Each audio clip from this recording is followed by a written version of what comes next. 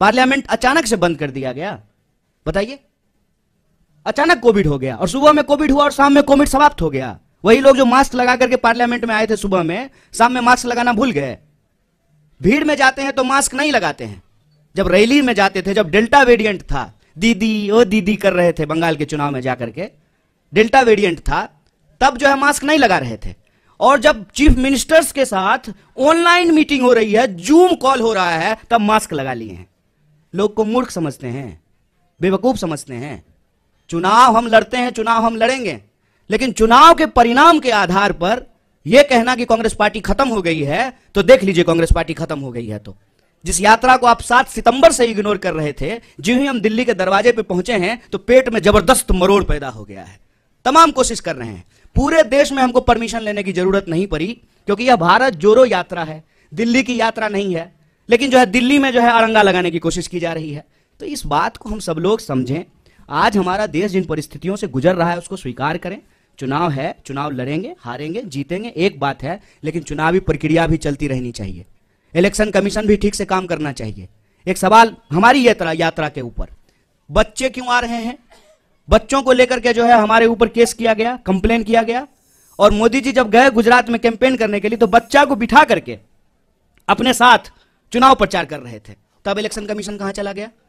नियम कानून सबके लिए बराबर होगा ना, विपक्ष के लिए जो होगा वही सत्ता के लिए भी होगा।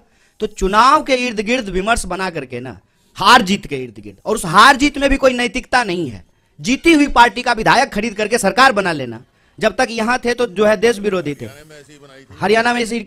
तो ये जो सवाल है, इस पे हम लोगों को मुखरता से बोलना पड़ेगा। इलेक्शन से भाग नहीं रहे साहब, इलेक्शन हम भी जीते हैं और फिर भी जीतेंगे। इनको डर यही लग रहा है ना कि दिल अगर जीत लिया ना तो इस चुनाव कैसे हराएंगे। सारा सूटकेस जो है ना चाणक्य साहब का, वो घर में ही रखा रह जाएगा। एक बार जब लोग तय कर लेते हैं ना कि बिकेंगे नहीं, और जो लोग खरीदेंगे ना, आपको दिल्ली का एग्जाम्पल देना चाहते हैं, दिल्ली के भी प्रभारी हमारे बीच में मौजूद हैं।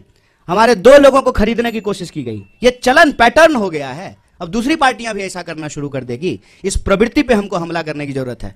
उसके बाद आम लोग जाकर के घर घेर लिए, उसके बाद नहीं नहीं हम लोग कहीं नहीं जा रहे, हम यहीं रह रहे हैं। जनता के अंदर वो चेतना जगाना, ये हमारी प्राथमिकता है। चुनाव भी होगा, लड़ेंगे भी और जीतेंगे भी।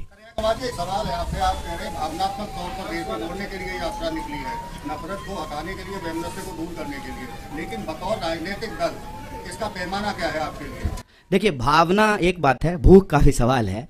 हम इसके 2 पक्ष पे बात कर रहे हैं। हम कह रहे हैं कि घर के लोग अगर आपस में लड़ते रहेंगे ना, तो घर टूट रहा है, इसकी मरम्मत करनी है, इस पे ध्यान नहीं जाएगा।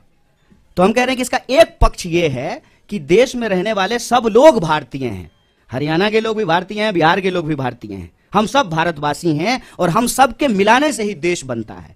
और लेकिन ये जो लोगों को आपस में लड़ाया जाता है, भावनाओं को जो भड़काया जाता है, भावना आजकल गजब हो गया है, जब देखिए तब भड़क जाता है, लेकिन भूख के सवाल पे नहीं भड़क रहा है। तो भावना और भूख दोनों जो है इस यात्रा के उद्देश्य हैं। प्राइमरली अर्थशास्त्रियों ने भी यह कहना शुरू कर दिया है कि अगर देश में नफरत का माहौल रहेगा तो रोजी रोटी का सवाल गायब रहेगा।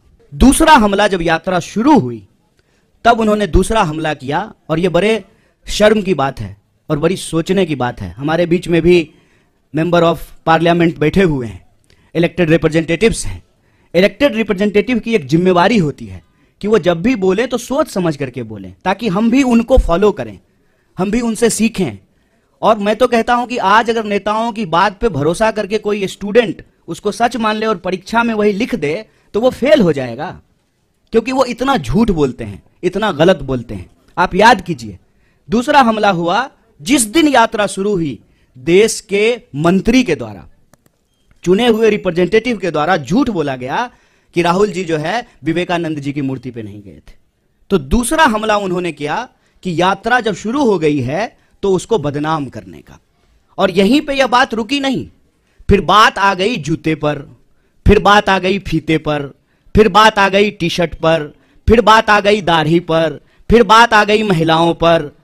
और यहां पर भी वो रुके नहीं, माने नहीं, हर दिन कुछ ना कुछ निकालना शुरू किए। और जब हकीकत में कुछ नहीं मिला, तो जो उनका तीसरा हमला था, जो उनका डर्टी ट्रिक डिपार्टमेंट जो करता है कि किसी का सर किसी के जो है सर के ऊपर लगा दो, किसी का आवाज कहीं पे चिपका दो, यात्रा को लेकर के नकली वीडियो बनाना शुरू किए। यात्रा जब आगे चली जाती है तो पीछे सड़क खाली ही होगी, यात्रा आगे बढ़ गई है तो उस खाली सड़क का वीडियो बना करके दिखाते हैं, कोई है ही नहीं। अरे भाई, जब कोई है ही नहीं, कोई लोग यात्रा में आ ही नहीं रहा है, तो क्यों आपको अभी जो है प्रोटोकॉल की याद पड़ी है? कोरोना प्रोटोकॉल की जरूरत क्यों है? क्योंकि आप तो यही दिखा रहे हैं वीडियो बना बना करके कि कोई यात्रा में आ ही नहीं रहा है।